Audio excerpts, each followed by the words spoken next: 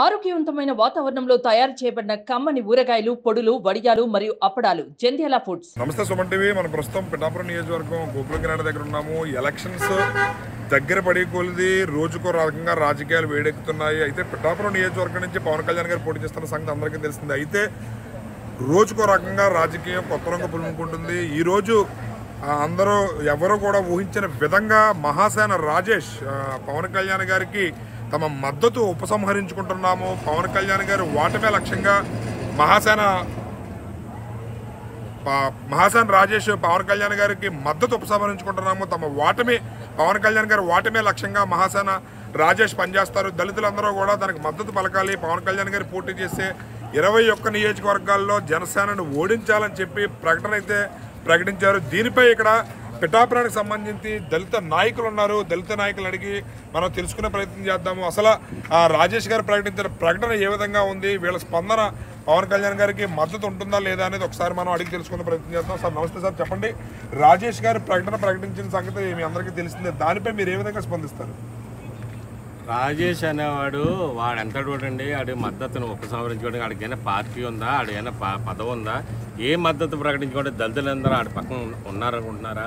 వాడి వల్ల దళితులు విచ్ఛిన్నం అయిపోయారు. ఆడే అసలు పవన్ కళ్యాణ్ మంచోడని అనుమానం మేము అన్నావా?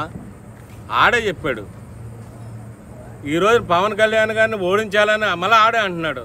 అసలు ఏంటండి ఇది? అసలు ఆడి మాటే దళితులందరూ వినే పరిస్థితిలో ఉన్నారనుకుంటున్నారా? మొట్టమొదటిసారిగా ఆడు చేసిన పని ఏంటంటే మతాన్ని ఎత్తుకున్నాడు.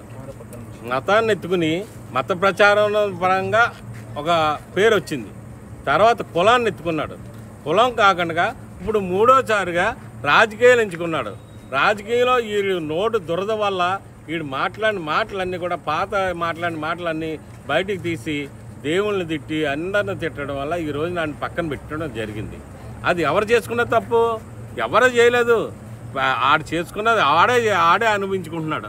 కానీ ఈ రోజున పవన్ కళ్యాణ్ని ఓడించాలి అని అన్నాడంటే వాడు ఎంత చూడండి. ఈ రోజున పవన్ కళ్యాణ్ గారు మా దళితుల గురించి అంబేద్కర్ పేరు తీసేసి జగనన్న పేరు పెట్టుకున్నారన్న విధానం మీద ఈ రోజు కుండ బదలు కొట్టినట్టు మాట్లాడిన వ్యక్తి మహానుభావుడు పవన్ కళ్యాణ్ గారు. మరి అది అంతేకాకుండా మా ఆరాధ్య దైవం అయినటువంటి మాయావతి గారిని అతిగా ప్రేమించి ఆవిడ్ని మరి మనస్ఫూర్తిగా సన్మానం చేసి మరి ఆవిడ్ని సత్కరించినటువంటి మహానుభావుడు పవన్ కళ్యాణ్ గారు. ఈ రోజున 27 పథకాలు పోయిన గడికి అవన్నీ కూడా నేను పునరుద్ధరిస్తాను, మమ్మల్ని అధికారంలోకి వస్తే ఇస్తాను అని చెప్పిన మహానుభావుడు పవన్ కళ్యాణ్ గారు. అంతేకాకుండా మరి మా దళితుల్ని చంపినటువంటి అనంతబాబు ఈ రోజున దళితుల్ని డోర్ డెలివరీ చేసి చంపేసినటువంటి అనంతబాబుని జగన్మోహన్ రెడ్డి పక్కన కూర్చోబెట్టుకుని గుసగుసలు ఆడుతున్నటువంటి మా దళిత జాతిని అవమానించినటువంటి జగన్మోహన్ రెడ్డికి బుద్ధి చెప్పేలాగా మాట్లాడినవాడు పవన్ కళ్యాణ్. ఈ రోజు మేము అందరం కూడా మరి అతని మాటలకి అతని సిద్ధాంతాలకి నచ్చి అతను చేస్తున్న విధానాలు నచ్చి మేము అందరం కూడా ఈ రోజునే మరి పవన్ కళ్యాణ్ గారికి ఓటు వేయాలని నిశ్చయించుకున్నాం. అందరం కూడా అదే విధంగా ఉన్న టైంలో మరి ఇప్పుడు ఓడిస్తానని చెప్పి అనటానికి గల కారణం ఏంటో తెలీదు. కుక్క బిస్కెట్లకి ఇక్కడ ప్రజలు ఎవరు కూడా దళిత ప్రజలు ఎవరు కూడా లేరు కుక్క బిస్కెట్లు ఆశించేవాళ్ళు. కుక్క బిస్కెట్లు ఆశించి ఉంటాడో అవి పొందుంటాడో అది తిని ఉంటాడో. అందుకని ఈ రోజున ఆ విధంగా మాట్లాడుతున్నానని నేను అనుకుంటున్నాను. చెప్పండి రాజేష్ గారు, అయితే మాత్రం నిలకడలేని రాజకీయ నాయకుల్ని మేము ఫాలో అవ్వము, నిలకడగా ఉన్న రాజకీయ నాయకులకి మా మద్దతు ఉంటుందని చెప్పి పవన్ కళ్యాణ్ గారిని ఉద్దేశించి ప్రకటించడం జరిగింది. దానిపై మీరు ఏ విధంగా స్పందిస్తారు? అసలు నిలకడలేని మనుషులు ఎవరండి? ఆడే మతాన్ని ఎత్తుకున్నాడు, కులాన్ని ఎత్తుకున్నాడు, రాజకీయాన్ని ఎత్తుకున్నాడు. రాజకీయంగా ఒకలా మాట్లాడాడు, మతంలో ఒకలా మాట్లాడాడు, కులంలో ఇంకోలా మాట్లాడాడు. ఆడికే అసలు నిలకడ అనేది లేదు. కనుక వాడే అసలైన నిలకడలేని మనిషి. వాడికి అసలు మాట్లాడే అర్హత లేదు. పవన్ కళ్యాణ్ గారి గురించి మాట్లాడే అర్హత లేదు.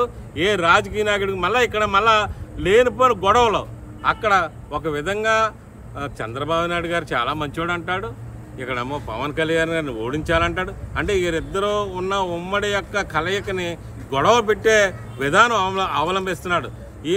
ఎంతో జగన్మోహన్ రెడ్డిని తిట్టిన వ్యక్తి, పచ్చి బూతులు మాట్లాడిన వ్యక్తి ఈ రోజున పవన్ కళ్యాణ్ గారికి చంద్రబాబు నాయుడు గారికి గొడవ పెట్టే విధానంలో మాట్లాడుతున్నాడంటే మీరు ఒక్కసారి ఆలోచించండి. మరి జగన్మోహన్ రెడ్డి దగ్గర మరి కుక్క బిస్కెట్లు ఉంటాయి, లేకపోతే ఈ విధంగా మాట్లాడు. డబ్బులు అందితేనే ఆ విధంగా మాట్లాడతాడు. ఈ బిస్కెట్లు అందుంటాయి, అందుకనే ఆ విధంగా మాట్లాడుతున్నాడు నేను అనుకుంటున్నాను.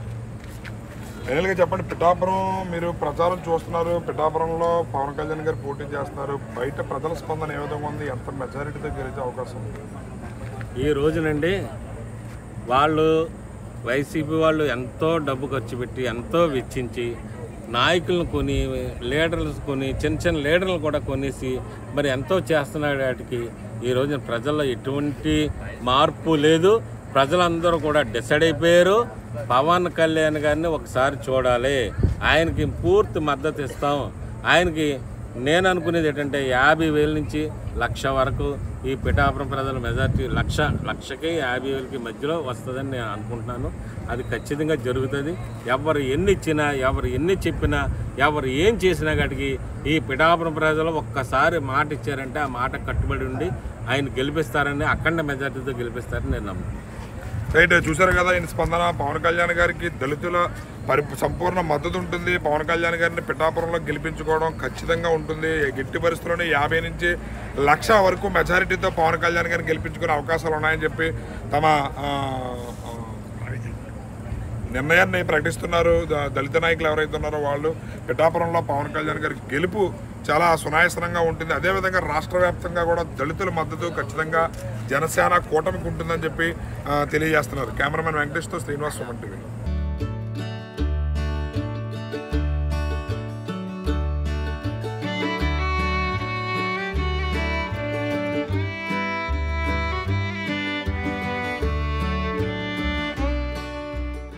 సుమన్ టీవీలో మీ పర్సనల్ అండ్ బిజినెస్ ప్రమోషన్స్ కోసం కింది నెంబర్కి కాంటాక్ట్ చేయండి.